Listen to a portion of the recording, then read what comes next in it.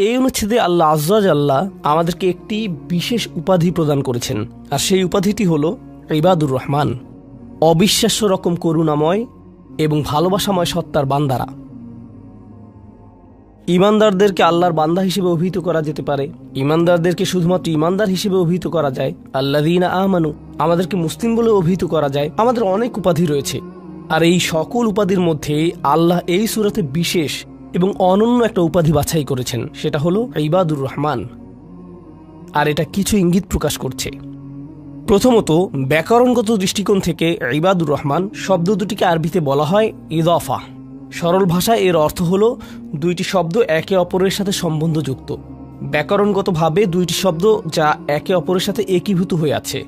আর ব্যাকরণগতভাবে বলা যায় যে মুদাফ এবং মুদাফ ইলাইহির মাঝে কোনো কিছু আসার সুযোগ নেই, তারা অবিচ্ছেদ্য। আল্লাহ এখানে বলতে পারতেন ইবাদুন লির রহমান, আর রহমানের প্রতি নিবেদিত বান্দারা। কিন্তু যেহেতু এই দুইটি শব্দ একে অপরের সাথে এভাবে একীভূত হয়ে আছে, এই বিষয়টি থেকে কিছু তাফসীরকারক অনুপ্রাণিত হয়ে এই মত ব্যক্ত করেছেন যে এটা কিছু মানুষের সাথে আল্লাহর খুবই নিকট সম্পর্ক বর্ণনা করছে। আর অবশ্যই আল্লাহর নামগুলোর প্রত্যেকটিরই নির্দিষ্ট অর্থ রয়েছে, এগুলো আমাদের যে কারোর জন্য নির্দিষ্ট আবেগ অনুভূতি সৃষ্টি করে। তিনি বলতে পারতেন ইবাদুল্লাহ, আল্লাহর বান্দারা, কিন্তু তিনি তার প্রজ্ঞা দিয়ে দুইটি শব্দ চয়ন করেছেন, ইবাদুর রহমান। তো এই আয়াতে আমাদের এবং আল্লাহর সাথে যে সম্পর্ক বর্ণনা করা হয়েছে তা হলো ভালোবাসা, যত্ন এবং করুণার সম্পর্ক। আমাদেরকে আল্লাহর ভালোবাসা, যত্ন এবং করুণার চাদরে জড়িয়ে নেওয়া হয়েছে। আয়াতগুলোর অগ্রসর হওয়ার সাথে সাথে বক্তব্যের বিষয়বস্তুকে দুটি ভিন্ন দৃষ্টিভঙ্গি থেকে দেখা সম্ভব। একটি দৃষ্টিভঙ্গি হলো কিছু মানুষের বিশেষ কিছু গুণ রয়েছে। বিশেষ এই মানুষগুলো কারা? যাদেরকে আল্লাহ ইবাদুর রহমান বলে আখ্যায়িত করেছেন। এই দৃষ্টিভঙ্গি অনুযায়ী এই হলো গুণাবলীগুলোর একটা তালিকা। যদি এর সবগুলোর অধিকারী হতে না পারেন, আপনি আসলে ব্যর্থ হয়েছেন। এটা হলো একটা দৃষ্টিভঙ্গি। তো আমাদের যে কারো জন্য আমরা যদি প্রথম দৃষ্টিভঙ্গির দিকে লক্ষ্য করি, তখন বলবো আমি তো তাহলে অকৃতকার্য হয়ে গেলাম। কিন্তু এটাকে দেখার আরেকটা পরিষ্কার দৃষ্টিভঙ্গি রয়েছে, আর সেটা হলো এই প্রত্যেকটি হলো পৃথক শ্রেণীর মানুষের জন্য। তাদের প্রত্যেকেই হলেন পৃথক শ্রেণীর মানুষ। তাদের মধ্যে সাদৃশ্যপূর্ণ বৈশিষ্ট্য হলো তারা সকলেই ইমানদার। কিন্তু এক্ষেত্রে একটা বিষয় হলো, আর এই ধারণাটি আমি সূচনায় আপনাদেরকে বলবো, আমরা সকলে একরকম নই। যেমন আজকের জুমার পর এক নারীর সাথে আমার সাক্ষাৎ হয়েছে। তিনি আমার কাছে এসে বললেন আমি প্রতিদিন 3 ঘন্টা ধরে তাহাজ্জুদের নামাজ পড়ি। আক্ষরিকভাবে এটাই তিনি আমাকে জিজ্ঞেস করেছিলেন, এটা কি ঠিক আছে? আর আমি বলেছিলাম আপনাকে এই জন্য পুরস্কৃত করা উচিত, কারণ অনেকের জন্য নিয়মিত 5 মিনিট তাহাজ্জুদ পড়াও অসম্ভব। কখনো কখনো মানুষের জন্য সময় মতো ফজরের নামাজে ওঠাও অত্যন্ত কঠিন হয়ে যায়। আর এই নারী 3 ঘন্টা নামাজ পড়ছেন। আমি বললাম কিসের তাড়নায় আপনি এটা করতে পারছেন? তিনি বললেন কি করব আমি, টিভি দেখব? তার চেয়ে বরং আল্লাহর সাথে কথা বলে সময় কাটাই। এটাই তিনি আমাকে বলেছেন। আমি সম্মানিত বোধ করছি যে তিনি আমার কাছে এসে প্রশ্নটি করেছেন। আমার উচিত ছিল তার কাছ থেকে পরামর্শ নেওয়া, এমন মানুষের কাছ থেকে যারা আল্লাহর নৈকট্যপ্রাপ্ত। আমি যা বলতে চাচ্ছি তা হলো আমরা সকলে একরকম নই। তিনি যা করেছেন আমি তা করতে পারবো না, আমি সত্য কথা বলছি। এই নারী যা করেন আমি তা করতে সক্ষম নই, আর আমি তার এই যোগ্যতার প্রতি সম্মান জানাই। আল্লাহ এই অভ্যাস বজায় রাখতে তাকে দৃঢ়তা দান করুন। কিন্তু আমরা তো জানি এমন মানুষও রয়েছেন যারা অন্যদেরকে সাহায্য করার ক্ষেত্রে অসাধারণ। তাদের যোগ্যতা, তাদের পারদর্শিতা হলো অন্য মানুষকে সাহায্য করা। আরেক ধরনের মানুষ রয়েছে যাদের এই গুণটি রয়েছে যে যখন তারা মানুষের চারপাশে থাকেন মানুষ ভালো অনুভব করে, এটাই তাদের যোগ্যতা। আপনি শুধু তাদের কাছে যাবেন, যদি তারা কোনো কথা নাও বলেন, আপনি শুধু তাদের সাথে সময় কাটাবেন, তখন নিজের ভিতর একটা প্রশান্তি অনুভব করবেন, শান্তি অনুভব করবেন। আল্লাহ আমাদের সকলকে বিচিত্র যোগ্যতা দিয়েছেন। এই অনুচ্ছেদের ব্যাপারে এই বিষয়টাই আমার কাছে অনেক বেশি বিশ্বাসযোগ্য মনে হয় যে এটা বিভিন্ন ইমানদারদের জন্য বিভিন্ন বিচিত্র গুণাবলীর উল্লেখ করেছে। ইমানদারদের একটি শ্রেণীর বিশেষ এক ধরনের গুণাবলী রয়েছে, ইমানদারদের অন্য একটি শ্রেণীর অন্য ধরনের গুণাবলী রয়েছে, সেটা তাদেরকে বিশেষ বৈশিষ্ট্যমণ্ডিত করে। আর আমরা যখন এই আয়াতগুলোতে অগ্রসর হব, আপনি হয়তো দেখবেন যে প্রথমটি আমার সাথে মিলছে না। আমি আশা করছি যে কমপক্ষে একটি গুণের অধিকারী হব। আপনি হয়তো একের অধিক গুণের সাথে মিল খুঁজে পাবেন, আর সেটাও আপনাকে ইবাদুর রহমান হিসেবে অন্তর্ভুক্ত করবে। এখানে প্রথম গুণটি চমৎকার। হয়তো ভাবতে পারেন যে আল্লাহ তাআলা হয়তো সবচেয়ে নৈকট্যপ্রাপ্ত বান্দাদের দিয়ে শুরু করবেন, যাদেরকে তিনি সবচেয়ে ভালোবাসেন। হয়তো তিনি তাদেরকে দিয়ে শুরু করবেন যারা সবচেয়ে বেশি নামাজ পড়ে, যারা তার উপাসনা সবচেয়ে বেশি করে, যারা আল্লাহর প্রতি আধ্যাত্মিক ধ্যানে সবচেয়ে মগ্ন। কিন্তু আল্লাহ কি দিয়ে শুরু করলেন? তিনি বললেন, আল্লাযীনা ইয়ামশুনা আলাল আরদি হাওনা। অবিশ্বাস্য রকম করুণাময় সত্তার বান্দারা, এই বিশেষ মানুষগুলো হলো তারা যারা বিনম্রতার সাথে পৃথিবীতে চলাফেরা করে। আল্লাযীনা ইয়ামশুনা আলাল আরদি হাওনা। সামনে এগোনোর আগে এটা দিয়ে কি বোঝাচ্ছে তা আমাদেরকে উপলব্ধি করতে হবে। এর অর্থ এটা না যে আপনি যখন রাস্তায় হাঁটবেন অর্ধেক রুকু করা অবস্থায় হাঁটবেন, এরকম ভাবে মাথা নিচু করে রাখবেন আর বলবেন যে আমি বিনয় প্রকাশ করছি। এটা বিনয় প্রকাশ করা নয়। আপনি সোজাভাবেই হাঁটবেন। আপনি মানুষের সাথে তাচ্ছিল্য সহ কথা বলবেন না। আর আলাল আরদি, এই ধারণাটি হলো যেখানেই যান, হয়তো ঘরে থাকতে পারেন, হয়তো কাজে থাকতে পারেন, হয়তো শিক্ষা প্রতিষ্ঠানে থাকতে পারেন, হয়তো আপনার কর্মচারীদের সাথে কাজে আছেন, হয়তো আপনার নিয়োগদাতার সাথে কথা বলছেন, হয়তো কথা বলছেন শিশুদের সাথে, অথবা কথা বলছেন বড়দের সাথে, হয়তো আপনার বাবা মায়ের সাথে কথা বলছেন, হয়তো এটা অন্য কেউ, হয়তো এটা মুসলিম হতে পারে অথবা অমুসলিম। যখনই মানুষের সাথে কথা বলেন এক ধরনের বিনয় থাকতে হবে। যেভাবে আপনি তাদের সাথে কথা বলবেন, কাউকে মূল্যহীন বোধ করাবেন না আপনার কথার দ্বারা। যেভাবে তার দিকে তাকান, যেভাবে নিজেকে উপস্থাপন করেন, এটাই আল মাশি আলাল আরদি হাওনা। পৃথিবীর বুকে বিনয় সহকারে চলাফেরা করা, বিনম্রভাবে। আপনারা দেখবেন যে কোরআনে বিভিন্ন রকমের অহংকারের কথা এসেছে। এখন এখানে সবাই জানেন যে অহংকার হলো হৃদয়ের একটা ব্যাধি। এটা থাকে হৃদয়ের ভেতর, তাই না? কিন্তু ভিতরে যখন কোনো ব্যাধি থাকে, যেমন কোনো ভাইরাস যদি ভিতরে থাকে, বাইরে এর কিছু লক্ষণ প্রকাশ পায়। উচ্চ তাপমাত্রা, ঘাম, এই ধরনের লক্ষণ। কোরআন তুলে ধরছে অহংকারের কিছু লক্ষণ। উদাহরণস্বরূপ আল্লাহ বর্ণনা করছেন যেভাবে মানুষ অন্যের দিকে তাকায়। কোরআন বলছে যে এমন মানুষ ছিল যারা রাসূল সাল্লাল্লাহু আলাইহি সাল্লামের দিকে এভাবে দৃষ্টিপাত করত, ইয়াকাদুল্লাযীনা কাফারু লা ইউযলিকুনাকা বিআবসারিহিম। তারা এত কঠিনভাবে আপনার দিকে তাকায় যে তারা যেন তাদের দৃষ্টি দ্বারা আপনাকে মাটিতে ফেলে দেবে। এরকম কঠিনভাবে তারা আপনার দিকে তাকায়। অন্য কথায় তারা কোনো কিছু বলেনি, তারা কোনো কিছু করেনি। তাদের অহংকার কোথায় ছিল? শুধুমাত্র তাদের মুখমণ্ডলে, শুধুমাত্র তাদের চোখে। তো তরুণদের জন্য এটা একটা উপদেশ। তোমার বাবা মা হয়তো তোমার সাথে কিছু নিয়ে চিৎকার করছেন, সেটা ন্যায্য বা অন্যায্য যাই হোক, আর তুমি বসে বসে শুনছো, আর তোমার রক্ত গরম হয়ে উঠছে এবং পাল্টা চিৎকার করতে মন চাইছে, কিন্তু তুমি শুধু কুৎসিত চাহনি দিয়ে তাদের দিকে তাকিয়ে আছো। এই কুৎসিত চাহনি দিয়ে তাকিয়ে আছো, আর তোমার মা বলছেন, আমার দিকে এভাবে তাকিয়ে আছো কেন? আমি তো কোনো কথা বলিনি। তুমি কিছু বলনি, এটা পুরস্কার পাওয়ার মতো কিছু না। তুমি কিছু বলনি, এটা পুরস্কার পাওয়ার মতো কিছু না। কারণ অধ্যত্ব শুধু তোমার কথাতেই থাকে না। তবে অভিনন্দন যে তুমি কোনো কিছু বলনি, এটা অপেক্ষাকৃত ভালো, কারণ সেটা তাহলে আরও খারাপের দিকে যেত। কিন্তু এক ধরনের অধ্যত্ব, ক্রোধ এবং বিনয়ের অভাব আমাদের চোখে মুখে ফুটে ওঠে। সুম্মা নজর, সুম্মা আবাসা অবাসার, সুম্মা আদবার ওয়াস্তাকবার।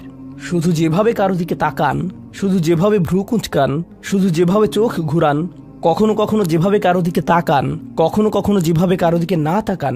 কেউ আপনাকে সালাম দিয়েছে, আপনি তার দিকে তাকালেন না, অন্যদিকে ফিরলেন এবং তা উপেক্ষা করলেন, অথবা শুধু ওয়ালাইকুম আসসালাম বললেন।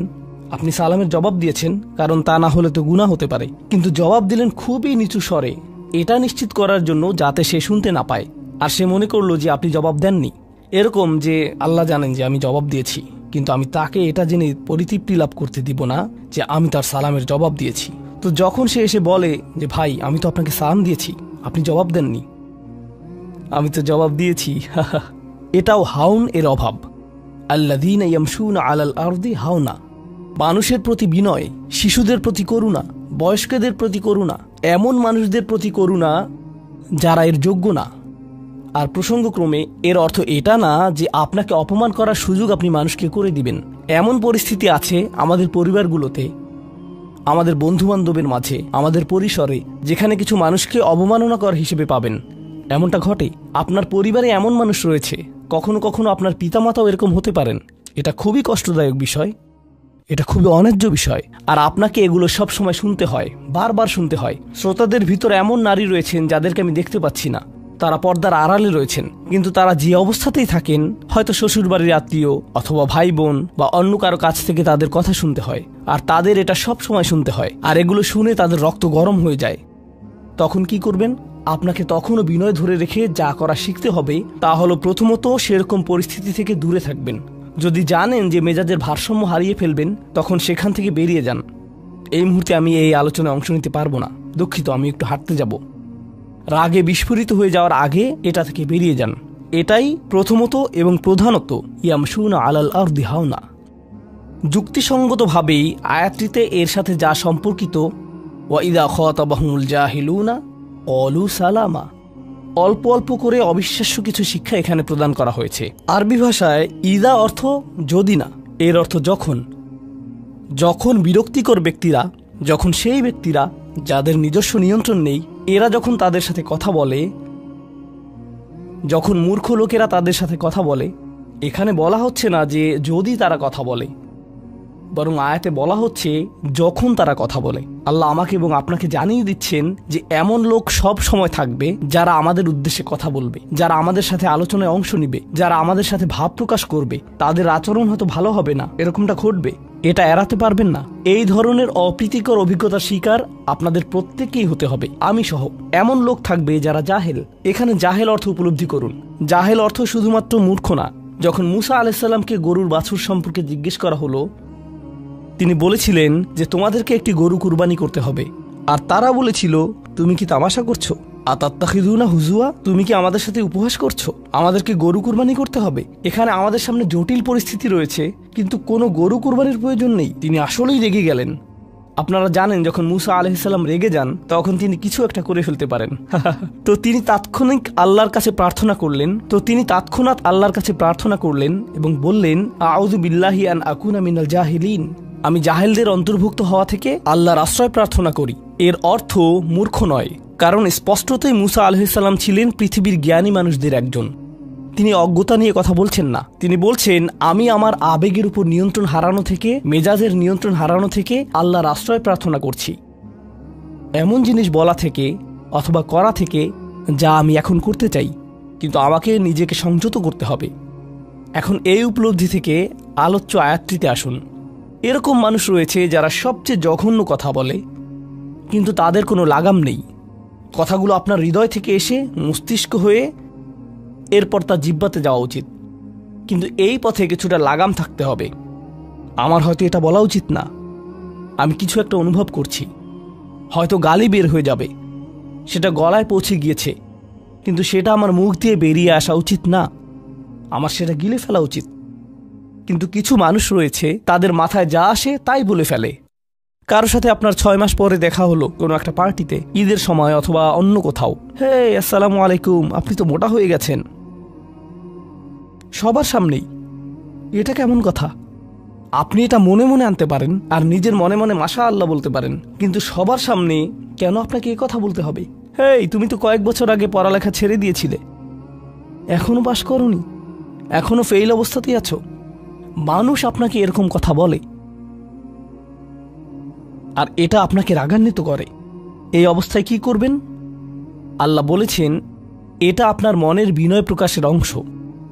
এভাবেই আল্লাহ আমাদের বিনয় যাচাই করবেন। আর প্রসঙ্গক্রমে তারাই হয়ে থাকে আমাদের সবচেয়ে কাছের মানুষ, যার অর্থ আপনি এই ধরনের পরিস্থিতিতে বারবার বারবার বারবার পড়বেন। কিভাবে এটা থেকে বেরিয়ে আসবেন? আল্লাহ বলছেন, ওয়াইদা খাতাবাহুমুল জাহিলুনা ক্বালু সালামা। এটা দিয়ে কতিপয় জিনিস বোঝায়। আমি এখানে সেই কয়েকটি শিক্ষা নিয়ে আলোচনা করব। যখন এমনটা ঘটবে, আপনার তাৎক্ষণিক প্রতিক্রিয়া হবে শান্তি, ক্বালু সালামা। এটা দ্বারা বিদায়ও বোঝাতে পারে। আপনি বলবেন, সালাম, আমি আর এই আলোচনা চালিয়ে যেতে চাই না, আমি সম্মানজনকভাবে আপনাকে বিদায় জানাবো। ও দাঁড়ান, আমার তো একটা মিটিং আছে। এর বাকি অংশটুকু আপনি মনে মনে বলতে পারেন আল্লাহর সাথে দোয়া করার জন্য, কিন্তু এটা তার কাছে প্রকাশ করার প্রয়োজন নেই। শুধু বলুন যে আমার একটা মিটিং আছে, আর সেখান থেকে চলে আসুন, কারণ আপনি এটা নিতে পারবেন না। তারা সেখান থেকে বেরিয়ে আসে সম্মানজনকভাবে, এটা একটা অর্থ। যখন জঘন্য মানুষ আপনার কাছে আসে, বেরুবার পথ খুঁজে বের করবেন। কোরআন এই সূরাতে আরো পরে যা বলেছে যে মাররু কিরামা, সম্মানজনকভাবে তারা এটা অতিক্রম করে চলে যায়। কিছু কিছু মানুষ আছে যারা এমন কথা বলতে চায় যা আপনাকে রাগান্বিত করবে, তারা আসলে এটা করে মজা পায়। তারা কথা বলবে শুধু আপনাকে উত্তেজিত করার জন্য। আর তাদের কেউ কেউ জানে যে ঠিক কি বলতে হবে, কারণ তারা আপনার সাথে আগেও কথা বলেছে। আর তারা জানে যে কোন জিনিস আপনাকে রাগিয়ে তুলে, তাই তারা জানে যে কোন বাটনটি প্রেস করতে হবে আর কিভাবে আপনাকে বিরক্ত করতে হবে। আপনি বসে আছেন, আমি উত্তেজিত হব না, আমি উত্তেজিত হব না, আমি উত্তেজিত হব না, কিন্তু তার কথা শুনে আপনি বিশাল দানবে পরিণত হয়ে গেলেন, যার ফলে সব ধ্বংস হয়ে যাবে। আর সেই ক্ষেত্রে আপনাকে আগে এটা রোধ করতে হবে। আপনি এখানে কথা বলতে পারেন আর বলতে পারেন যে দেখুন, আমি এই বিরোধ চাই না, আসুন শান্তিপূর্ণ সময় ব্যয় করি, আসুন এই বিষয়টা নিয়ে আজ আর কথা না বলি, এতে অনড় থাকুন। এটা দিয়েও কলু সালামা বোঝায়, আমি আপনার সাথে ঝগড়া করতে চাই না, আমি শুধু চাই আলোচনাটা যাতে কুৎসিত পথে এগিয়ে না যায়। কখনো কখনো আমরা ভদ্রতা দেখাই, আর সেই সুযোগে মানুষ আমাদেরকে অসম্মানজনক কথা বলতে থাকে এবং আত্মবিশ্বাসের সাথে মানুষকে জানিয়ে দিবেন যে তাদেরকে থামতে হবে, তারা সীমা ছাড়িয়ে যাচ্ছে। এটা সঠিক নয়, এমনটা করা সম্মানহীনতা নয়, শিষ্টাচার বহির্ভূত নয়। আপনি নিজের জন্য রুখে দাঁড়াতে পারেন, কিন্তু এটা শুধু মর্যাদাপূর্ণ উপায়ই করতে হবে, এমনভাবে যা শান্তিপূর্ণ। এছাড়াও সালামা শব্দটিকে অনেকেই অবস্থা হিসেবেও দেখেছেন। অন্য কথায়, যখন তারা জবাব দেয় তারা পরিপূর্ণ শান্তিপূর্ণ অবস্থায় থাকে, এটা ভিন্ন একটা অর্থ। যখন জঘন্য মানুষের আপনার সাথে কথা বলে, তারা আপনাকে বিরক্ত করে, তারা রাগান্বিত করে, তারা মিথ্যার পর মিথ্যা, মিথ্যার পর মিথ্যা, মিথ্যার পর মিথ্যা বলে, আর আপনাকে সেখানে বসে এটা শুনতে হয় যেন এটা সত্য। আর তারা এটা অন্য মানুষের সামনে বলে, আর আপনি কোনো কারণ ছাড়াই ঝামেলায় পড়ে যান। যখন আপনি জবাব দেন, আপনার জবাব যাই হোক, জবাবটা শান্ত হওয়াটাই উত্তম। যখন জবাব দিবেন, আপনাকে শান্ত এবং পরিশীলিত হতে হবে, এটাই কলু সালামা। আর যারা জীবনে এটা ধারণ করতে পারে তারা আল্লাহর কাছে বিশেষ মানুষ, ইবাদুর রহমান। অন্য কথায়, এই অনুপ্রেরণাটিকে আমাদের মনে রাখতে হবে। সেই রকম সময়ে যেই ব্যক্তির সাথে আপনি কথা বলছেন সে এর যোগ্য না, বরং সে হয়তো চপটাঘাত পাওয়ার যোগ্য। আপনাদের কেউ কেউ হয়তো প্রতিউত্তর দেয়ায় খুবই পারদর্শী, কেউ হয়তো আপনাকে বিদ্রুপাত্মক কিছু বলছে, আপনি তাকে কথা দিয়ে পিষে ফেলতে পারবেন। ও মাই গড, আপনার মাথায় যে জবাবগুলো আসে, তালিকা করা একাধিক জবাব, আমি কি এ বি সি বলবো নাকি উপরের সবগুলো একসাথে বলবো, আপনার মাথায় এটা চলছে। আর সেই মুহূর্তে যখন আপনি বিরত হওয়ার সিদ্ধান্ত নেন, কঠিনভাবে না বলার, প্রতিক্রিয়া না দেখানোর, শান্ত থাকার সেই শক্তি অর্জনের জন্য আপনার আর আমার অনুপ্রেরণা যা হবে তা হলো, আমি ইবাদুর রহমানের মধ্যে সামিল হতে চাই। আমি ভুলে যাব যে আমি এই অপ্রীতিকর কথোপকথনে রয়েছি, কারণ এখনই আমি আল্লাহর সংস্পর্শে রয়েছি, আর তার বিশেষ রহমত আমার উপর বর্ষিত হচ্ছে। সেই জন্যই তিনি আমাকে এই পরিস্থিতিতে ফেলেছেন, যাতে আমি তার নৈকট্য অর্জন করতে পারি। এটা আসলে একটা আশীর্বাদ। এই অপ্রীতিকর সঙ্গগুলো আসলে একটা আশীর্বাদ, যাতে আমি তার নৈকট্য পেতে পারি। সুবহানাল্লাহ। ওয়াইবাদুর রহমানিল্লাযীনা ইয়ামশুনা আলাল আরদি হাওনা ওয়া ইযা খাতাবাহুমুল জাহিলুনা ক্বালু সালামা। লক্ষ্য করুন এরপর আল্লাহ কি বলছেন। দ্বিতীয় শ্রেণীর মানুষেরা, তাদের বিশেষ গুণটি বর্ণিত হচ্ছে। প্রসঙ্গক্রমে এর অর্থ এটা না যে তারা অন্য কিছু করে না, যেমন তারা নামাজ পড়ে না, তারা হালাল খাবার গ্রহণ করে না, এগুলো তো থাকতেই হবে, তারা তো ইতিমধ্যেই ইবাদ। এগুলো হলো ইবাদ হওয়ার বাইরের অতিরিক্ত গুণাবলী। দ্বিতীয় মহান গুণটি কি? দ্বিতীয় শ্রেণীর এই মানুষেরা যারা আল্লাহর কাছে প্রিয়, কোন জিনিসটা তাদের বিশেষ মানুষে পরিণত করেছে? ওয়াল্লাযীনা ইয়াবিতুনা লিরাব্বিহিম সুজ্জাদান ওয়া কিয়ামান। যারা রাত্রি অতিবাহিত করে তাদের প্রভুর উদ্দেশ্যে সিজদারত এবং দণ্ডায়মান অবস্থায়। তারা লোকচক্ষুর অন্তরালে গভীর রাতে নামাজে মশগুল থাকেন, কারণ তারা জানেন যে রাতের গভীরে আল্লাহ তাদের সবচেয়ে নিকটে থাকেন। আমাদের অনেকের জন্য এটা অনেক কঠিন যে আল্লাহ যদি তার সবচেয়ে নৈকট্যপ্রাপ্ত মানুষদের কথা বলেন, এই শ্রেণীর মানুষদের দিয়ে শুরু করাটাই প্রত্যাশিত ছিল। এটাই প্রত্যাশিত ছিল যে আল্লাহ এমন মানুষদের দিয়ে শুরু করবেন যারা সবচেয়ে বেশি নামাজ আদায় করে, বিশেষত এমন সময়ে যখন তিনি নিকটে থাকেন, যা হলো রাতের মধ্যপ্রহর। সেখান থেকেই শুরু হওয়ার কথা ছিল, কিন্তু না, তিনি সেখান থেকে শুরু করেননি, তিনি বিনয় দিয়ে শুরু করেছেন। কারণ রাতের সেই নামাজ যখন আপনি এবং আমি আল্লাহর সামনে বিনয়াবনত হই, নামাজরত অবস্থায় অন্য কেউ দেখার সুযোগ না থাকে, চমৎকৃত করার মতো আর কেউ না থাকে, একমাত্র যাকে আপনি চমৎকৃত করতে চান তিনি হলেন আল্লাহ। আপনার আত্মাভিমান চলে গিয়েছে, আল্লাহর সম্মুখে দণ্ডায়মান হয়ে আপনি পূর্বেকৃত সকল অপরাধ স্বীকার করেছেন, আল্লাহর সাথে আপনি উন্মুক্ত আলোচনায় রত আছেন, সকল অহংকার থেকে মুক্ত হয়ে। যদি নিজেকে অহংকার মুক্ত করতে চান, প্রথম ধাপটি হলো আপনি কি মানুষের সামনে অহংকারকে বিসর্জন দিতে পারেন, আর তারপর আল্লাহর সম্মুখে উপস্থিত হন। আমরা এমন অনেক মানুষদের কথা জানি যারা ইবাদতে পারদর্শী, কিন্তু মানুষের কাছে তারা খারাপ হিসেবে বিবেচিত। এটা আদর্শ নয়। এখানে একটি শ্রেণীকে অগ্রাধিকার দেয়া হয়েছে, আর এরা তারাই যারা মানুষের সাথে বিনয়ী। তারপর যারা আল্লাহর সামনে বিনয়াবনত হয়ে উপস্থিত হয়, এটা অর্জন করা সহজ নয়। কিন্তু যদি সপ্তাহে একবার, আমি জানি যে এটা কঠিন হবে, কিন্তু সপ্তাহে একবার আপনি মসজিদে ইশার নামাজ পড়লেন আর এরপর সরাসরি বাসায় চলে গেলেন আর ঘুমিয়ে পড়লেন, আর সেটা তখনই সম্ভব হবে যদি আপনি প্রত্যুষে ঘুম থেকে উঠেন আর এরপর দিনে না ঘুমান। তো ফজরের সময় উঠুন, এরপর ঘুমাবেন না, নিজেকে পরিশ্রান্ত করুন, এশা পড়ুন, এরপর ঘুমাতে যান। এরপর অ্যালার্ম দিয়ে রাখুন, ফজরের 30 মিনিট আগে অ্যালার্ম সেট করুন, উঠে গিয়ে কয়েক রাকাত নামাজ পড়ুন। শুধু এটুকুই করুন, নিজের মতো করে এটা করুন। এজন্য অন্য কারো ঘুম ভাঙাবেন না, এটা নীরবে করবেন। ঘরের কোনো এক কোণে চলে যান, সেখানেই নামাজ পড়ুন। যদি সপ্তাহে একবার বা দুবারও এটা করতে পারেন, যে প্রশান্তি পাবেন, আল্লাহর সাথে যে সম্পর্ক অনুভব করবেন, সেটা আপনাকে সবচেয়ে কঠিন সময়েও সাহায্য করবে। আল্লাহ আমাদেরকে এই মানুষদের অন্তর্ভুক্ত করে দিন। ওয়াল্লাযীনা ইয়াবিতুনা লিরাব্বিহিম সুজদান ওয়া কিয়ামা। এরপর আসছে তৃতীয় ধরনের মানুষের কথা। ওয়াল্লাযীনা ইয়াকুলুনা রাব্বানা ইসরিফ আন্না আযাবা জাহান্নাম ইন্না আযাবাহা কানা গরামা ইন্নাহা সাআত মুস্তাকাররা ওয়া মুকামা। এই মানুষেরা শুধু একটি দোয়া করে, দোয়ার তালিকা নয়। তাদের একমাত্র দোয়া হলো, ইয়া আল্লাহ, আমি জাহান্নামে যেতে চাই না। অন্য যেখানেই রাখেন, জাহান্নামে নয়। আমাকে জাহান্নামে রাখবেন না, আমাদেরকে জাহান্নামের শাস্তি থেকে দূরে রাখুন। অবস্থান করার জন্য এটা বিভৎস একটা জায়গা। আমি এটা এক মুহূর্তের জন্যও দেখতে চাই না। আমি সেখানে স্বল্পস্থায়ীভাবে থাকতে চাই না, আর আমি সেখানে দীর্ঘস্থায়ীভাবেও থাকতে চাই না। দোয়াটি মনোযোগ দিয়ে শুনুন। ইন্নাহা সাআত মুস্তাকাররা ওয়া মুকামা। প্রথমত, এটা একটা শাস্তি, এটা বিশাল একটা সাজা। আমি সেখানে স্বল্প মেয়াদের জন্য থাকতে চাই না, আর আমি সেখানে দীর্ঘমেয়াদের জন্যও থাকতে চাই না। কিছু মানুষ রয়েছে যারা সেই একই রোগে আক্রান্ত হয়েছে। উম্মার মধ্যে, মুসলিমদের মধ্যেই একই রোগ যা বনী ইসরাইলেরও ছিল। তারা বলেছিল, আল্লাহ আমাদেরকে শাস্তি দিবেন না, ইল্লা আইয়ামাম মাদুদা, দিলেও কয়েকদিনের জন্য। মুসলিমদের মনোভাবও এমন হয়েছে। তারা বলে, আল্লাহ আমাদের শাস্তি দিবেন, কিন্তু তা তো চিরদিনের জন্য না, তাই না? আমরা মুসলিম, একসময় আমরা ঠিকই বেরিয়ে আসব। ঠিক আছে, ভালো, আমি জাহান্নামে যাব, কিন্তু এটা হবে দীর্ঘ সাপ্তাহিক ছুটির মতো, আর তারপর আমার আর সমস্যা নেই।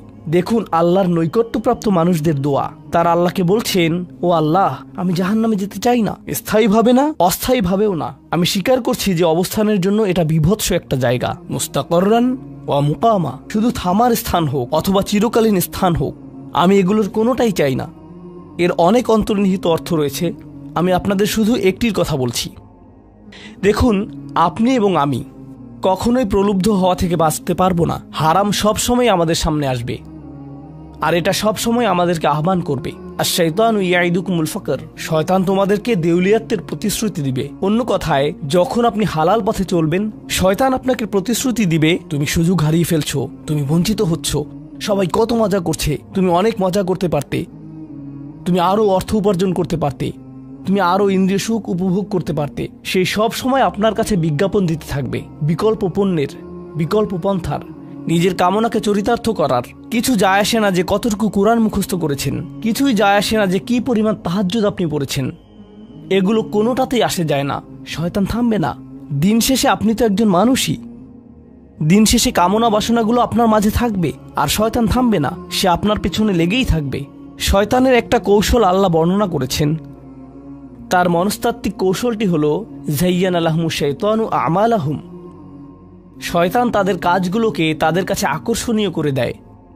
শয়তান আপনার কাছে আসবে, আপনাকে প্রলুব্ধ করবে। তখন আপনি বলবেন, হ্যাঁ এটা খারাপ, কিন্তু আমি তো অনেক ভালো কাজও করি।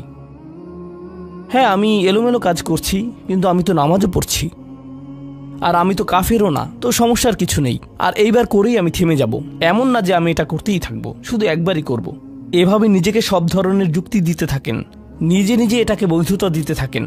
আপনার চিন্তায় এটা এখন আর অতটা খারাপ না।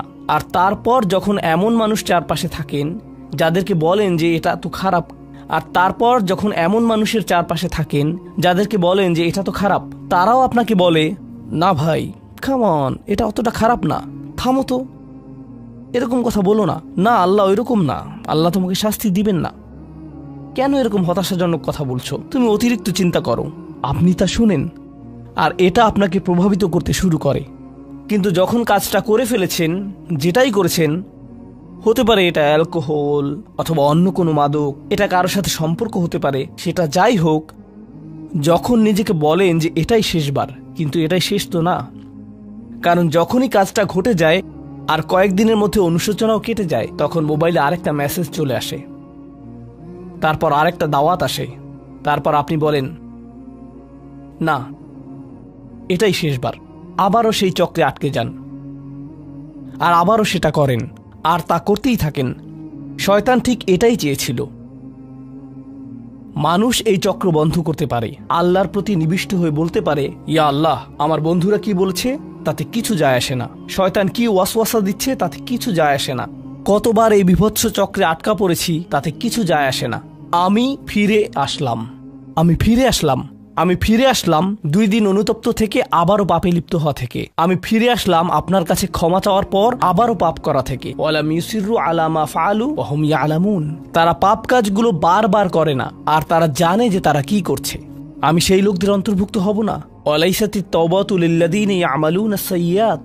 তওবা, অনুশোচনা তাদের জন্য কাজ করে না যারা পাপ করতেই থাকে। এমনকি তওবা করার পরেও এটা সেই মানুষদের জন্য না যারা এই চক্রে আটকে যায়। এটা তাদের জন্য যারা বলে, ইয়া আল্লাহ, আমি জাহান্নামে যেতে চাই না, আমি জাহান্নামের যোগ্য অনেক কাজ করেছি, কিন্তু এখন আমি থেমে যাচ্ছি। আর এটাই চূড়ান্ত। তারা হলেন আল্লাহর কাছে বিশেষ মানুষ, কারণ আল্লাহ জানেন এটা কতটা প্রলুব্ধকারী ছিল, আল্লাহ জানেন সেই আসক্তি কতটা শক্তিশালী ছিল, আল্লাহ জানেন পাপের কত গভীরে আপনি ছিলেন, আল্লাহ জানেন আপনার উপর শয়তানের সেই দীর্ঘ নিয়ন্ত্রণের কথা, আর আপনি সেই নিয়ন্ত্রণ ভঙ্গ করতে এবং আল্লাহর কাছে ফিরে আসতে সক্ষম হয়েছেন। আল্লাহর পথে আপনার এই যাত্রা অন্য মানুষের তুলনায় অনেক কঠিন। আপনার সামনের প্রলোভনগুলো অনেক শক্তিশালী, আপনার প্রতি অভিকর্ষের টানটি অনেক বেশি শক্তিশালী, আর এর সাথে লড়াই করে যেহেতু আল্লাহর কাছে এসেছেন, তাই আপনি বিশেষ মর্যাদা সম্পন্ন। এটা মনে করবেন না যে আমি তাহাজ্জুদ পড়ি না তাই আমি অতটা ভালো না, অথবা আমি আরবি জানি না, বা আমি এখনো সম্পূর্ণ কোরআন পাঠ করিনি আর আমি তাজবিদের নিয়মগুলো জানি না। না না না না না, আপনার বিশেষত্ব এজন্য না যে আপনি 17 বার হজ করেছেন। আপনার জ্ঞান এবং ইবাদতের জন্য আপনি আল্লাহর কাছে বিশেষ না, আপনি আল্লাহর কাছে বিশেষ মর্যাদা সম্পন্ন, কারণ আপনি পাপ থেকে বেরিয়ে এসেছেন আর আপনি শুধু তার ভয়েই ভীত। এটাই আপনাকে আল্লাহর কাছে বিশেষ মর্যাদা সম্পন্ন করে। তাই আপনিও ইবাদুর রহমান। তো এখান থেকে আল্লাহ আমাদেরকে সম্পূর্ণ বিপরীত দিকে নিয়ে যাচ্ছেন। এই প্রত্যেক শ্রেণী সম্পর্কে চিন্তা করুন, কিভাবে এগুলো আপনার সাথে প্রাসঙ্গিক, কিভাবে আপনি আল্লাহর কাছে বিশেষ মর্যাদা সম্পন্ন হতে চান, কিভাবে আপনি আল্লাহর নৈকট্য পেতে চান, কিভাবে আমি আল্লাহর নৈকট্য পেতে চাই। আমাদের কাছে এটা আসলে কতটা মূল্যবান। পাপ হলো এক প্রকারের ভালোবাসা। আমরা এর মোহে পড়ে যাই, আমরা এতে আসক্ত হয়ে যাই। আর এই অনুচ্ছেদটি আসলে ভালোবাসার একটা প্রতিযোগিতা, কারণ আপনি ইন্দ্রিয় সুখ ভালোবাসেন, আপনি এই পাপগুলোকে ভালোবাসেন আর আপনি তা ছাড়তে চান না, কারণ এতে আপনার সুখানুভূতি নষ্ট হবে। আর অন্যদিকে আল্লাহ বলছেন, আমি আমার নিজের দ্বারা সেই সুখকে প্রতিস্থাপন করে দিব, আমি এটাকে আমার নৈকট্য দ্বারা প্রতিস্থাপন করে দিব। আল্লাহ এই সুযোগ দিয়েছেন, আপনার নিজেকে এই সমীকরণের আলোকে সিদ্ধান্ত নিতে হবে। আপনি এই পরিস্থিতিতে পড়বেন, অন্য কেউ জানবে না, কেউ জানবে না যে আপনার মাথায় কি সংগ্রাম চলছে, কেউ জানবে না, শুধু আল্লাহ জানবেন। আর প্রসঙ্গক্রমে উদাহরণস্বরূপ আপনাদের কেউ কেউ যখন হারাম সম্পর্কে জড়ান, নিশ্চিত বলছি না, আপনাদেরকে অভিযুক্ত করছি না, কোনো মানুষ, আপনারা না, কোনো মানুষ যাদেরকে আপনারা চিনেন, তারা হয়তো অনৈতিক সম্পর্কে জড়িত আর আপনি তা থেকে বের হতে চাচ্ছেন। তো আপনি এই আলোচনা শুনে তাকে মেসেজ দিলেন, আমি আর এটা করতে পারবো না। সে উত্তর দিল, তুমি কি আমাকে ভালোবাসো না? তুমি এখন আমাকে ঘৃণা করো? তুমি কি মনে করো যে আমি তোমার জাহান্নামে যাবার কারণ? আমি কি এতটাই খারাপ? এখন আপনি বলছেন, না তুমি অতটা খারাপ না, না আমি তোমাকে ভালোবাসি, তুমি মোটেই খারাপ না, তুমি অনেক ভালো। ঠিক আছে, যদি আমার সাথে সম্পর্ক সমাপ্ত করতে চাও, আজকে রাতে আমার সাথে দেখা করো আর আমার মুখের সামনে এটা শেষ করো। না, এটা আমি করতে পারবো না। ঠিক আছে, তুমি আমাকে ঘৃণাই করো। আচ্ছা ঠিক আছে, আমি আসছি। এটা আবার শুরু হয়ে গেল। আর এরপর আপনি আবারও তওবা করতে চান। দেখতে পাচ্ছেন, এটা শুধুমাত্র আপনি না, আপনি হয়তো আবেগগতভাবে কোনো কিছুতে জড়িয়ে যেতে পারেন, আর এখন আপনি আবেগগতভাবে ব্ল্যাকমেইলের শিকার হচ্ছেন। এর দ্বারা আপনি খারাপ বোধ করবেন। আপনাকে এর বিরুদ্ধে যুদ্ধ করতে হবে, আপনাকে এটা অবদমন করতে হবে, আর আপনাকে উপলব্ধি করতে হবে যে আপনি হয়তো কাউকে হতাশ করছেন, কিন্তু আল্লাহকে সন্তুষ্ট করছেন। আর আপনি এটা শুধু নিজের জন্যই করছেন না, বরং এটা ওই মেয়ের জন্যও করছেন বা ওই ছেলের জন্যও করছেন যে আপনার মেসেজের জবাব দিচ্ছে। সে আল্লাহর সামনে দাঁড়াবে এটাও আপনি চান না। আপনি যদি তাকে আসলেই ভালোবাসেন, শুধুমাত্র যদি তাকে কামনা না করেন বরং তাকে ভালোবাসেন, তাহলে আপনি তাকেও রক্ষা করতে চাইবেন। তো এখন আমরা খুবই অপ্রত্যাশিত স্থানে চলে যাচ্ছি। আল্লাহর কাছে আরও কে বিশেষ মর্যাদা সম্পন্ন? আল্লাযীনা ইযা আনফাকু লাম ইউসরিফু ওয়া লাম ইয়াকতুরু ওয়া কানা বাইনা যালিকা কওয়ামা। এই মানুষেরা যখন তারা অর্থ ব্যয় করে, তারা সকল অর্থ উড়িয়ে দেন না, তারা অতিরিক্ত খরচ করেন না, আর তারা কৃপণও নয়। তারা অনেক বেশি খরচ করেন না, আর তারা অনেক কমও খরচ করেন না। তাদের বাজেট ভারসাম্যপূর্ণ। বাজেটের সাথে আল্লাহর নৈকট্যের সম্পর্ক কি? সম্পর্ক রয়েছে, কারণ আল্লাযীনা ফি আমওয়ালিহিম হাক্কুন মালুম, তাদের অর্থে অন্যদের অধিকার রয়েছে যা সুবিদিত। আপনার পিতামাতার অর্থনৈতিক সহায়তা প্রয়োজন, আপনার সন্তান, আপনার ভাই বোন, আপনার স্ত্রীর প্রয়োজন, এমন অনেক ক্ষেত্র রয়েছে যার জন্য আপনার অর্থ প্রয়োজন। কিন্তু যখন আপনি প্রয়োজনহীন জিনিসে আসক্ত হয়ে পড়েন, আর আপনার অর্থ যখন ব্যয় হয় সিনেমার পর সিনেমা, সিনেমার পর সিনেমায়, সাবস্ক্রিপশনের পর সাবস্ক্রিপশনে, গেমের পর গেম, এরপর গেমে, গাড়ির জন্য নতুন যন্ত্রাংশ কেনার পেছনে, যেই চাকা দেখতে উল্টো দিকে ঘূর্ণায়মান, তার প্রয়োজন আপনার নেই। সেগুলো আপনি দেখবেন না যখন আপনি গাড়ি চালাবেন, সেটা অন্য কেউ দেখবে। এগুলো ঘুরবে অন্য কারো জন্য, আপনার জন্য না। যন্ত্রাংশ অথবা ডিভাইস। আপনি নতুন আইফোন ছাড়াও বেঁচে থাকবেন, এতে কোনো ক্ষতি হবে না। স্যামসাং যদিও কিছুটা বিপজ্জনক, তারপরও অনেক বোনেরা পার্স অথবা ব্যাগের জন্য এমনটা করেন। ও আল্লাহ, এই ব্যাগগুলোর কোনোটার দাম কয়েক লাখ টাকা। বলছি না যে আপনি এগুলোর কোনোটাই কিনতে পারবেন না, কিন্তু আল্লাহ বলছেন ঠিক আছে খরচ করো, কিন্তু অতিরিক্ত খরচ করো না। আপনাদের কারো কারো জন্য আবার সবচেয়ে খুশির বিষয় হলো টাকা ধরে রাখা। আপনি স্ত্রীকে সাথে নিয়ে সুপার শপে গিয়েছেন, তিনি এক প্যাকেট দুধ নিলেন। আমাদেরকে এত বেশি দুধ প্রয়োজন, ছোট প্যাকেট নিতে পারো না? ডিসকাউন্টের জন্য অপেক্ষা করতে পারো না? এটা দুধ, এটা ডিম, এগুলো নিয়ে কৃপণতা না করলে হয় না? এমন মানুষ রয়েছে যারা প্রাপ্য মানুষদের টাকা ধরে রাখে। আপনার সন্তানদের অর্থ প্রয়োজন, তাদের চলার জন্য কিছুটা পকেট খরচ প্রয়োজন, আপনার স্ত্রীর কিছুটা অর্থ প্রয়োজন। যদি তিনি গৃহ ব্যবস্থাপনার দায়িত্বে থাকেন আর তিনি নিজে উপার্জন না করেন, আর তিনি আপনার কাছে বলেন আমি কি 500 টাকা পেতে পারি? কিসের জন্য তোমার টাকা প্রয়োজন? আমাকে সম্পূর্ণ প্রতিবেদন প্রদান করবে, সকল রিসিট দেখাবে। দাঁড়ান, 1 মিনিট থামুন। এটা লাম ইয়াকতুরু, এটা আপনার জন্য চ্যালেঞ্জ হতে পারে। আপনি যদি আল্লাহর নৈকট্য লাভ করতে চান, আপনার পরিবারের খাবারের প্রসঙ্গ আসলে তাদেরকে জঞ্জালের মতো বিবেচনা করবেন না। আপনার জন্য সর্বোত্তম খরচের খাত হলো আপনার পরিবার। নিজের পরিবারের সাথে এরকম খারাপ আচরণ করবেন না, কিন্তু অতিরিক্ত খরচও করবেন না। অন্যরা এমন আছে যারা টাকা উড়ায়। আল্লাহ হয়তো আপনাকে কিছুটা অর্থ দিয়েছেন, আর আপনি আপনার 16 বছরের সন্তানকে BMW কিনে দিলেন যাতে সে রাস্তার পাশে লাগিয়ে দিয়ে অ্যাক্সিডেন্ট করতে পারে, আর তারপর তাকে আরেকটা কিনে দিলেন। না না না, আপনি এমনটাও করতে পারবেন না। লাম ইউসরিফু ওয়া লাম ইয়াকতুরু ওয়া কানা বাইনা যালিকা কওয়ামা। তারা একটি ন্যায্য ভারসাম্যপূর্ণ পন্থা অবলম্বন করে এই দুই অবস্থার মাঝে অবস্থানের জন্য। পরবর্তী গুণটি আমার প্রিয়, মনোযোগ দিয়ে শুনুন। এরা সবাই একটি শ্রেণী। আল্লাযীনা লা ইয়াদউনা মা'আল্লাহি ইলাহান আখার ওয়া লা ইয়াকতুলুনা আন-নাফসা আল্লাতী হারামাল্লাহু ইল্লা বিল হক ওয়া লা ইয়াজনুন ওয়া মান ইয়াফআল যালিকা ইয়ালকা আসামা। তারা আল্লাহর পাশাপাশি অন্য কোনো উপাস্যের কাছে প্রার্থনা করে না, আর আল্লাহর পাশাপাশি অন্য কোনো উপাস্যের কাছে প্রার্থনা না করা অবস্থায় তারা কাউকে হত্যা করে না, এবং তারা ব্যভিচারে লিপ্ত হয় না। 3টি বিষয়। তারা আল্লাহ ছাড়া কারো কাছে প্রার্থনা করে না, এর সাথে রয়েছে তারা হত্যা করে না, এবং তারা ব্যভিচার করে না। 3টি বিষয় একসাথে। তিনটি বিষয় একসাথে। এটা তো অসাধারণ কোনো অর্জন নয়। কেউ বলতে পারে যে হ্যাঁ, আমি তো তালিকায় এসে পড়েছি, আমি কাউকে হত্যা করিনি।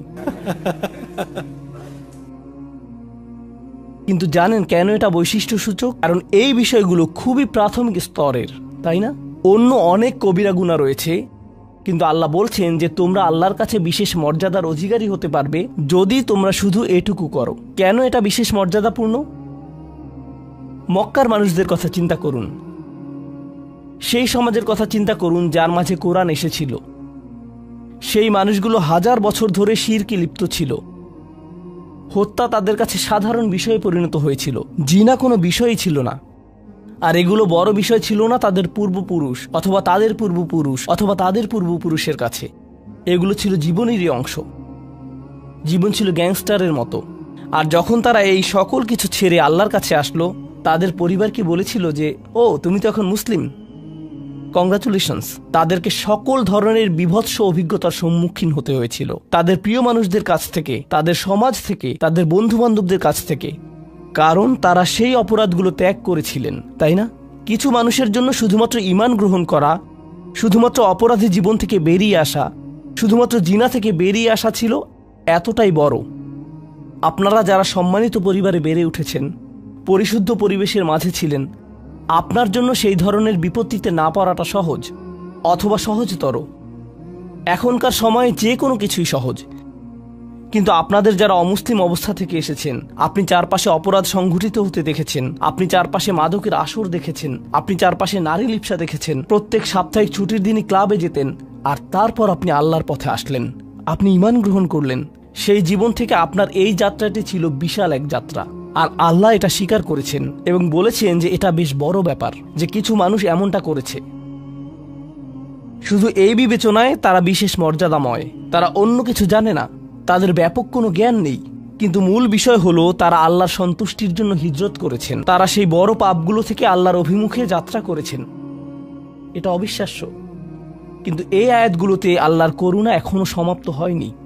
প্রথমত সেই তিনটি বিষয় যা আমি উল্লেখ করেছি, শিরক বা আল্লাহ সম্পর্কে অশ্রদ্ধা প্রদর্শন করা, হত্যা এবং ব্যভিচার, এগুলো অনেক বড় পাপ। তো আল্লাহ কি বলছেন? ইউদাআফ লাহুল আযাবু ইয়াওমাল কিয়ামা ওয়া ইয়াখলুদ ফীহি মুহানা। এমন মানুষের জন্য শাস্তি দ্বিগুণ করা হবে আর তারা সেখানে থাকবে অপমানিত অবস্থায়। এই পাপগুলো আল্লাহর কাছে ছোট বিষয় না, বিশেষত তিনটা পাপ একসাথে। কিন্তু প্রসঙ্গক্রমে সবচেয়ে খারাপ অপরাধ শিরক। সবচেয়ে খারাপ অপরাধের মধ্যে দ্বিতীয়টি হলো যখন আপনি একজন ব্যক্তিকে হত্যা করেন। এটা কাকে হত্যা করার সমতুল্য? গোটা মানবজাতিকে। এটা হলো দ্বিতীয় বৃহত্তম অপরাধ। আর তারপর তৃতীয় বৃহত্তম অপরাধ কোনটি? জিনা। এই তিনটি একসাথে এসেছে একটি আয়াতে। সেজন্য আল্লাহ বলছেন যে এই ব্যক্তিটি বিশেষ ধরনের শাস্তি পাবে আর সে এই শাস্তিতে রয়ে যাবে অপমানিত অবস্থায়। কিন্তু এমনকি খারাপের ভিতর সবচেয়ে খারাপ, এরপর সবচেয়ে খারাপ ব্যক্তিটি, এই ব্যক্তিটি এজন্য সবচেয়ে খারাপ না যে সে একটি জিনিস করছে, বরং সে সবচেয়ে খারাপ কারণ সে তিনটি জিনিসই করেছে। এটা জাহান্নামের হ্যাট্রিক অর্জনের মতো। আর সম্পর্কে আল্লাহ কি বলছেন? তিনি বলছেন ইল্লা মান তাবা ওয়া আমানা ওয়া আমিলা আমালান সলিহা। অর্থাৎ যে অনুতপ্ত হয়েছে, ঈমানের পথে ফিরে এসেছে এবং তখন থেকে ভালো কাজ শুরু করেছে, তার জন্য নিয়মের ব্যতিক্রম হবে। এটা উপলব্ধি করাটা গুরুত্বপূর্ণ। আল্লাহ বর্ণনা করছেন নিকৃষ্টের মধ্যে নিকৃষ্ট, আর চেয়েও নিকৃষ্ট। আর তারপর বলেছেন এমনকি সেই ব্যক্তির ক্ষেত্রেও যদি সে আমার কাছে ফিরে আসে, আমি তাকে শাস্তিতে নিক্ষেপ করব না। কিন্তু এতটুকু যথেষ্ট না। আমরা কথা বলছি ইবাদ আর রহমানের ব্যাপারে, যিনি অবিশ্বাস্য রকমের করুণাময় সত্তা। তো তিনি তাদেরকে শুধুমাত্র জাহান্নাম থেকে রক্ষা করেই ক্ষান্ত হবেন না, তিনি আরও কি করবেন? ফাউলাইকা ইউবাদদিলুল্লাহু সাইয়্যাতিহিম হাসানাত। সেই মানুষগুলোর মহাপাপগুলোকে প্রতিস্থাপিত করবেন। আর আমি আপনাদেরকে মনে করিয়ে দিচ্ছি সেই পাপগুলো কি? শিরক। ইন্নাশ শিরকা লাযুলমুন আযীম। হত্যা, কাআন্নামা কাতালান নাসা জামিআ, সে যেন গোটা মানবজাতিকে হত্যা করল। এবং জিনা, ব্যভিচার, সবচেয়ে বড় পাপ এগুলো। আল্লাহ বলছেন যে পাহাড় সমান তাদের এই সমগ্র পাপ কাজগুলোকে আমি প্রতিস্থাপন করে দিব ভালো কাজ দিয়ে। কিন্তু তারা এখনো কোনো ভালো কাজ করেনি, তারা এখনো নামাজ পড়েনি, তারা এখনো ইবাদত করেনি, তারা এখনো হজ করেনি, তারা এখনো দান করেনি। তারা মূলত যা করেছে তা হলো অনুতপ্ত হয়েছে। আর এখন থেকে তারা ভালো কাজ করবে। আল্লাহর জন্য এতটুকুই যথেষ্ট। তাদের পাহাড় সম পাপগুলো নিবেন, যা তাদেরকে চিরকাল জাহান্নামে নিক্ষেপ করত অপমানিত অবস্থায়। আর তিনি এই পাহাড় সম পাপগুলোকে নিয়ে পাহাড় সম ভালো কাজে পরিবর্তিত করে দিবেন। এটাই আল্লাহ করবেন তাওবাকারীদের জন্য। আপনিও বিশেষ মর্যাদার অধিকারী হবেন। শুধু তাওবা করুন। তো আপনি যখন বসে বসে এটা শুনছেন আর ভাবছেন আমি তো বেশ বড় ভুল করে ফেলেছি, এখানে হয়তো এমন কেউ বসে আছে যিনি কাউকে হত্যা করেছেন, এরপর জেলে গিয়েছেন এবং মুক্তি পেয়েছেন। কিভাবে আল্লাহ আমাকে ক্ষমা করবেন? আপনাদের কেউ কেউ হয়তো ব্যভিচারের ভুল করে ফেলেছেন, আল্লাহ আপনাদেরকে রক্ষা করুন। আপনাদের কেউ কেউ হয়তো সেই পথে অগ্রসর হচ্ছেন, আপনাদের কেউ কেউ হয়তো শিরক করেছেন। সকল ধরনের অপরাধ সংঘটিত হচ্ছে আর মানুষ সকল ধরনের অপরাধে লিপ্ত হচ্ছে। আপনি যদি তওবা করেন এবং আল্লাহর কাছে ফিরে আসেন, এই সকল অপরাধ শেষ হয়ে যাবে। কিন্তু এরপর আপনাকে ভালো পথে চলতে হবে। ওয়া আমিলা আমালান সলিহা ফাউলাইকা ইউবাদদিলুল্লাহু সাইয়্যাতিহিম হাসানাত। অন্য কথায়, যখন আপনি আল্লাহর কাছে ফিরে আসবেন, এটা প্রকৃত অর্থেই প্রত্যাবর্তন হতে হবে, এটা কৃত্রিম হতে পারবে না। ওয়া কানাল্লাহু গফুরুর রহিমা। আর আল্লাহ সর্বদাই ক্ষমাশীল, অতিমাত্রায় ক্ষমাশীল, সর্বদা প্রেমময়, যত্নশীল এবং করুণাময়। আমার সময় ফুরিয়ে যাচ্ছে, কিন্তু আপনাদের সাথে আরো কয়েকটা বিষয় শেয়ার করতে চাই। আসুন এই তালিকাটা প্রথমে শেষ করি। এটা শেষের দিকে। কেউ বলতে পারে যে আমি শিরক করিনি, আমি হত্যা করিনি, আমি জিনাও করিনি, আমি শুধু ছোট বিষয়গুলো করেছি। যেমন আমি ফজরের নামাজ পড়িনি, একদিন ফ্রিজ থেকে আমার ভাইয়ের চকলেট মিল্ক চুরি করে খেয়েছি, বেশ কয়েকবার বাবার সাথে চড়া মেজাজে কথা বলেছি, আরেকদিন একটা পার্টিতে কিছুটা গীবত করে ফেলেছি। কিন্তু আমি হত্যা করিনি। এই তওবা তো আসলেই খারাপ অপরাধীদের জন্য। তাহলে আমার কি হবে? সাধারণ পাপীদের কি হবে? বাকি আমরা যারা রয়েছি, কারণ তারা হলো উঁচু স্তরের পাপী, তাই না? তো পরবর্তী আয়াত বলছে, তোমরা বাকি যারা রয়েছ, ওয়ামান তাবা, যেই তাওবা করেছে, যে কোনো ধরনের তাওবা, আমিলা সলিহান, সৎ কাজ করেছে, ফাইন্নাহু ইয়াতুবু ইলাল্লাহি মাতাবা। তো যখন সে আল্লাহর কাছে ফিরে আসে আন্তরিকভাবে, অনুতপ্ত হয়ে, আল্লাহ সেটাও স্বীকার করেন। না না না, কারণ আমার পাহাড় সম পাপ প্রয়োজন। এটাকে পাহাড় সম পুণ্যে রূপান্তরিত করার জন্য, এটাকে পাহাড় সম পুণ্যে রূপান্তরিত করার জন্য এমন প্রয়োজন নেই। যেই পাপেই লিপ্ত থাকেন না কেন, শুধু তওবা করুন। ফাইন্নাহু ইয়াতুবু ইলাল্লাহি মাতাবা ওয়াল্লাযীনা লা ইয়াশহাদুনা যুর। এমন মানুষ যারা অন্যায়ের সাক্ষ্য হয় না। এর অর্থ হলো তারা সহ্য করে না যখন কোনো অন্যায় সংঘটিত হয়। এই মানুষগুলো আল্লাহর কাছে মর্যাদা সম্পন্ন, কারণ তাদের পরিসরে কেউ যখন মানসিকভাবে নির্যাতনের শিকার হয়, কেউ যখন অর্থনৈতিকভাবে নির্যাতনের শিকার হয়, তাদের পরিবারে, ধরুন দুই ভাই মিলে কোনো ব্যবসা করে আর তাদের একজন সকল অর্থ আত্মসাৎ করে অন্যজনকে বঞ্চিত করে, যার ফলে আদালতে গিয়ে এখন একে অপরের বিরুদ্ধে অবতীর্ণ। সেখানে আপনার হয়তো কোনো এক পক্ষের সাথে সম্পর্ক রয়েছে। আপনি নিশ্চুপ দাঁড়িয়ে থেকে অন্যায় হতে দিবেন না। আপনি এটা হতে দিবেন না।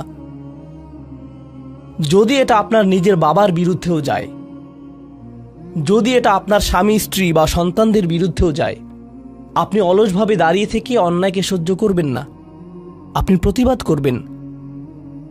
কমপক্ষে এর নীরব অংশীদার হবেন না। আপনি সে স্থান ত্যাগ করবেন। এর সাথে আমার কোনো সম্পর্ক নেই, আমি এর অংশ হতে চাই না। লা ইয়াশহাদুনা যুর, এর আরেকটা অর্থ হলো তারা মিথ্যা সাক্ষ্য প্রদান করে না। কখনো আপনার উপর চাপ থাকে এমন মানুষের পক্ষ অবলম্বন করার জন্য যারা অন্যায়কারী। আপনি জানেন যে তারা অন্যায়কারী, কিন্তু তারা বলে পরিবার আগে ভাই, অথবা বন্ধুত্ব সবার আগে। আর আপনি যদি এটা করেন, যদি আপনার আনুগত্য ভুল স্থানে প্রদান করেন, এটা জেনে শুনে যে আপনি ভুল, তাহলে এটা লা ইয়াশহাদুনা যুর এর লঙ্ঘন। আয়াতটির দ্বিতীয় অংশ, ওয়া ইযা মাররু বিল্লাগwi মাররু কিরামা, এটাও অসাধারণ। এই আয়াতে আল্লাহর কাছে আপনাকে অসাধারণ বানিয়েছে কোনটি? আপনি একটা আসরে রয়েছেন, বন্ধুরা সবাই ঘুরে বেড়াচ্ছে, অথবা আপনি হয়তো কোনো হোয়াটসঅ্যাপ গ্রুপে আছেন, আজকাল যোগাযোগের বিভিন্ন মাধ্যম রয়েছে, আর এই সকল যোগাযোগের মাঝে মানুষ যুক্তিহীন কথা বলে থাকে।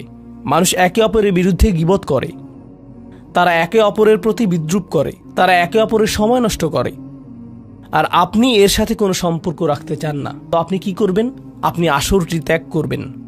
কিন্তু আপনি প্রথমে একটা লেকচার দিবেন না যে এগুলো সবই অর্থহীন, তোমরা নিজেদের সময় নষ্ট করছো, আস্তাগফিরুল্লাহ, আমি তোমাদেরকে আল্লাহর দিকে ডাকছি এবং তওবা করতে আহ্বান জানাচ্ছি, তোমরা এই ভিডিওটি দেখো, আমি এই আসর ত্যাগ করছি না।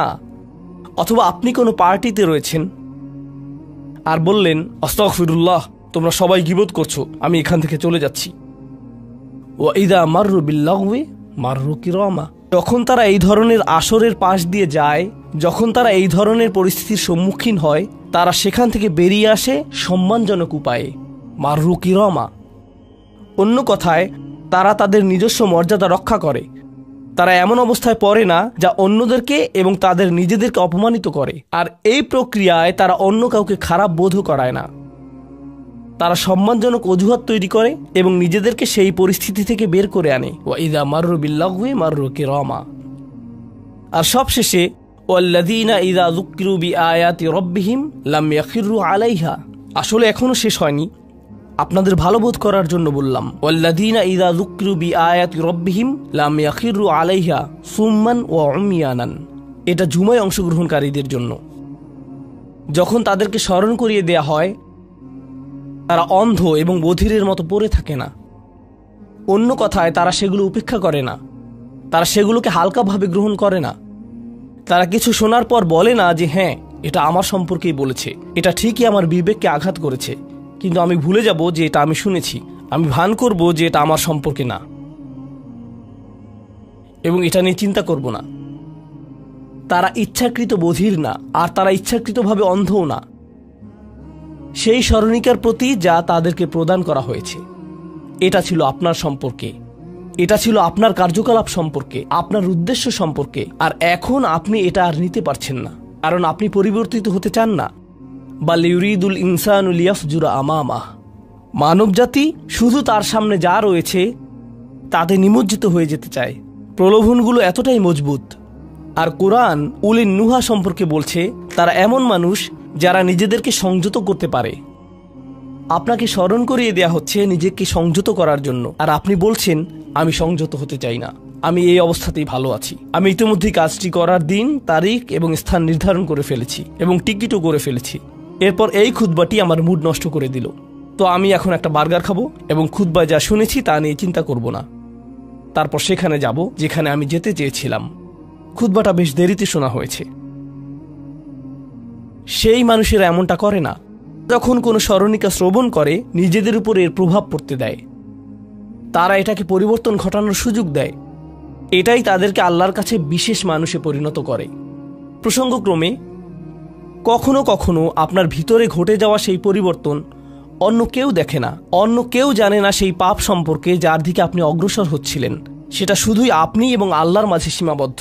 আর আল্লাহ আপনাকে তার ইবাদ হিসেবে গণ্য করেন, কারণ আপনি সেই পরিবর্তন ঘটিয়েছেন।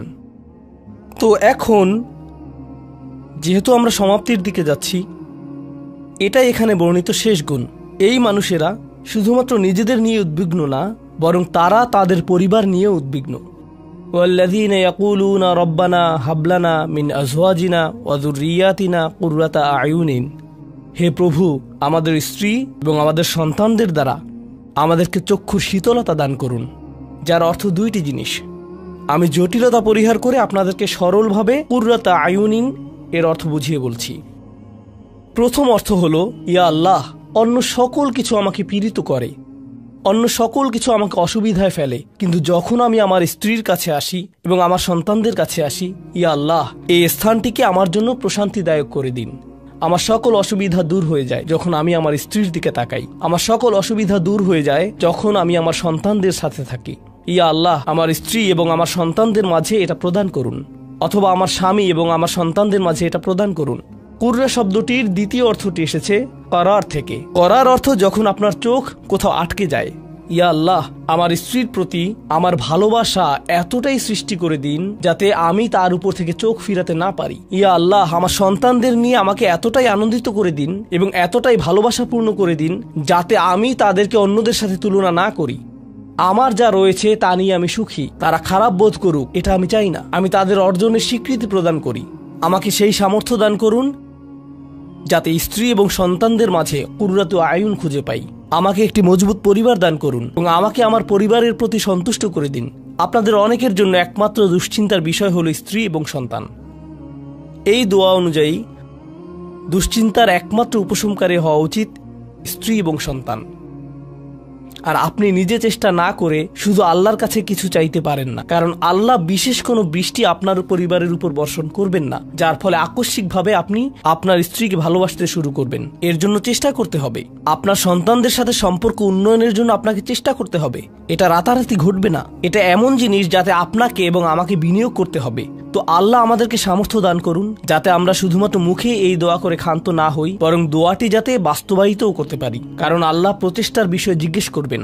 এমনকি সেই বিখ্যাত দোয়াটির শেষেও এটা এসেছে, রব্বানা আতিনা ফিদ দুনিয়া হাসানা ওয়া ফিল আখিরাতি হাসানা ওয়া কিনা আযাবান নার। বিখ্যাত একটি দোয়া, তাই না? আমাদেরকে এই জীবনের সর্বোচ্চটা দান করুন, পরের জীবনেরও সর্বোচ্চটা দান করুন, আমাদেরকে জাহান্নামের শাস্তি থেকে রক্ষা করুন। এরপরে আল্লাহ কি বলছেন? উলাইকা লাহুম নাসিবুম মিম্মা কাসাবু। তারা ততটুকু অংশই পাবে যা তারা অর্জন করেছে। আপনি শুধু দোয়া করবেন আর তা কাজ করবে তেমনটা না। আপনাকে অর্জন করতে হবে, আপনার চেষ্টাকে কাজে লাগাতে হবে। তো আপনি যখন আপনার পরিবার নিয়ে উদ্বিগ্ন থাকবেন তখনই আপনি পরিবারে প্রশান্তি প্রদানের জন্য আল্লাহর কাছে চাইবেন। আর প্রসঙ্গক্রমে এটা দিয়ে কি বোঝায়? যে সকল স্বামীরা যারা লন্ডন শহরে রাত 2টা-3টা পর্যন্ত সীসা বারে সময় কাটান কিন্তু বাড়িতে তাদের স্ত্রীদের কাছে যান না, কারণ তারা তাদের স্ত্রীদের মাঝে কোনো প্রশান্তি খুঁজে পান না, আর তাদের স্ত্রীরা তারাও তাদের স্বামীদের মাঝে কোনো প্রশান্তি খুঁজে পান না, যখন তারা বলবেন না ভাই আমাকে বাড়ি যেতে হবে, তখন তারা আল্লাহর কাছে বিশেষ মর্যাদা সম্পন্ন হয়ে উঠবেন। যখন তারা সন্তানদের সাথে সময় ব্যয় করবেন, সন্তানদের থেকে তাদের চোখ সরে যায় না। আর যেহেতু আপনার চোখ তাদের থেকে সরছে না, এর অর্থ আপনি আসলে তাদের সাথে রয়েছেন। এর অর্থ আপনি আসলে সন্তানদের সাথে সময় ব্যয় করছেন এবং সেটা উপভোগ করছেন। এই বিষয়টি আপনাকে আল্লাহর কাছে বিশেষ মর্যাদা সম্পন্ন করে তুলেছে। তাদের জন্যই উলাইকা ইউজজাউনাল গুরফাতা বিমা সাবারু। আর আমাদেরকে মুত্তাকিনদের নেতা হিসেবে কবুল করুন, সৎকর্মশীলদের নেতা হিসেবে কবুল করুন। আমাদের সন্তানদেরকে ভালো সৎকর্মশীল জীবন দান করুন, যার ফলে যখন আমি আপনার সম্মুখে দাঁড়াবো, ইয়া আল্লাহ, আমার পরিবারের সদস্যদের কাজের কারণে আমার সৎকর্মের পরিমাণ শুধু বৃদ্ধিই পাবে। এখন এই সব কিছুর পরে উলাইকা ইউজজাউনাল গুরফাতা বিমা সাবারু, এই মানুষদেরকে প্রদান করা হবে সুউচ্চ প্রাসাদ, তারা যে ধৈর্য প্রদর্শন করেছে তার প্রতিদান স্বরূপ। লক্ষ্য করুন, এখানে আল্লাহ বলছেন তারা যে ধৈর্য প্রদর্শন করেছে তার প্রতিদান স্বরূপ। আপনি যদি এই তালিকার প্রথমে যান, যারা তাদের জিহ্বা সংযত করে, যখন মূর্খ লোকেরা তাদের সাথে কথা বলে তারা বিনয়ী, তারা জিহ্বা সংযত করে, যারা আল্লাহ ছাড়া অন্য কারো ইবাদত করে না, যারা আল্লাহর ইবাদত করে রাতের গভীরে, এই তালিকাটি যা আমরা আলোচনা করলাম তাদের প্রত্যেকেরই প্রয়োজন অধ্যাবসায়, মজবুতি, দৃঢ়তা এবং প্রতিজ্ঞা। আর সবর শব্দটি দিয়ে এটাই বোঝায়। এই মানুষগুলো পুরস্কৃত হবেন তারা যে দৃঢ় প্রতিজ্ঞা দেখিয়েছেন তার জন্য। তারা এর জন্য প্রতিজ্ঞাবদ্ধ ছিলেন। ওয়ায়ুলাক্কাউনা ফিহা তাহিয়াতান ওয়া সালামা, তাদেরকে সেখানে অভ্যর্থনা করা হবে অভিবাদন ও সালাম সহকারে। আল্লাহ তাদের জন্য অভিবাদন প্রেরণ করবেন। আল্লাহ শুধুমাত্র তাদেরকে ভালোই বাসবেন না, বরং তিনি তাদেরকে এখন সম্মানিতও করছেন। এরা হলেন আল্লাহ কর্তৃক বিশেষ পুরস্কার প্রাপ্ত। খালিদিনা ফিহা হাসুনাত মুস্তাকাররা ওয়া মুকামা, তারা অবিশ্বাস্য সেই সম্মানের মাঝে এবং সেই সুউচ্চ প্রাসাদের মাঝে চিরকাল থাকবেন।